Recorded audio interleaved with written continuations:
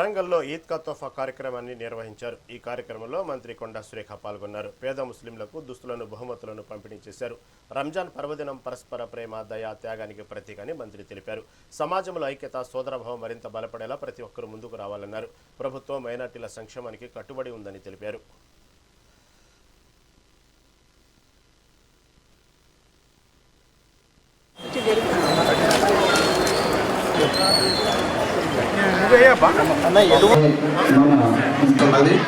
రంజాన్ అత్యంత పవిత్ర మాసము.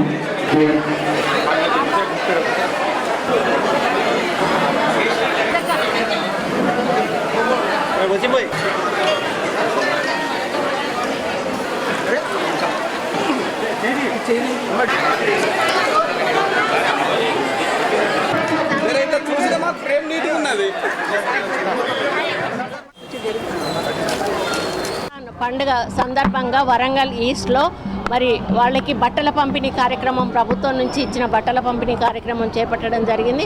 అదేవిధంగా ఎవ్రీ ఇయర్ మేము ఏదైతే మౌజుంలకు ఇమాములము మా సొంత పైసలతోటి వాళ్ళకు డ్రెస్సులు కొనిస్తామో ఆ డ్రెస్సుల పంపిణీ కార్యక్రమం కూడా ప్రారంభించడం జరిగింది. నామమాత్రంగా ఇక్కడ 2-3 ఇచ్చాము. ఆ తర్వాత మిగతావన్నీ కూడా మా లీడర్లు మసీదులకి వెళ్ళి ఎవరి వాళ్ళకు కూడా ఇవ్వడం జరుగుతుంది. వాటితో పాటుగా ప్రభుత్వం నుంచి వచ్చిన బట్టలు కూడా ఏ మసీదులో ఆ మసీదులో కూడా అప్పచెప్తే అక్కడ వాళ్ళు లోకల్గా ఉన్న మైనారిటీస్కి పంచిపెట్టడం జరుగుతుంది. అదేవిధంగా 6 లక్షలు మాకు ఇఫ్తార్ విందు కోసమని ప్రభుత్వం నుంచి నిధులు కేటాయించబడ్డాయి. 6 లక్షల నిధులను కూడా మేము నిరుపేద మసీదులో ఉన్న వాళ్ళు ఏవైతే చిన్న మసీదులు ఉన్న వాళ్ళు ఉన్నారో వాళ్ళకే డిస్ట్రిబ్యూట్ చేస్తాం. వాళ్ళు అక్కడ పండుగ బాగా జరుపుకోవాలని మేము ఆ డబ్బులు వాళ్ళకే ఇచ్చేసి మేము ఇఫ్తార్ డబ్బులు ఏవైతే ఉన్నాయో మళ్ళీ మా సొంతంగా ఖర్చు పెట్టడం జరుగుతుంది. ఈరోజు ఈవినింగ్ A to Z దాంట్లో మేము ఇఫ్తార్ కూడా ఏర్పాటు చేయడం జరిగింది.